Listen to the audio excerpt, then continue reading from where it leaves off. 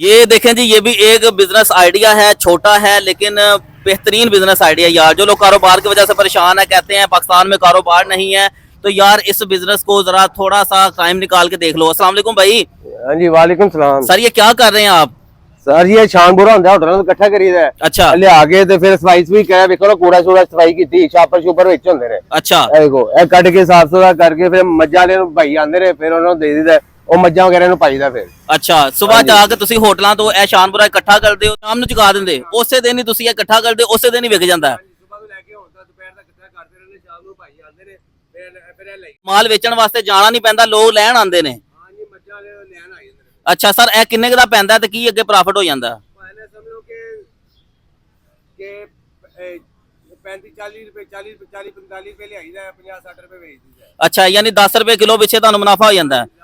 ठीक है, तो व्यूअर्स आप ये देखें जी, ये भाई की अजमत को सलाम है जी। ये छोटा कारोबार है, कारोबार करना है तो भाई आप शर्माना छोड़ दें। इस तरह के यूनिक छोटे छोटे कारोबार आप करें, अल्लाह पाक मेहनत करने वालों के साथ होता है। इस तरह ये देखें जी, बोरियां बना के भाई बना के रख लेते हैं और माल लेने दुकान जो ग्राहक हैं वो खुद आते हैं। बहुत शुक्रिया सर आपका, लव यू।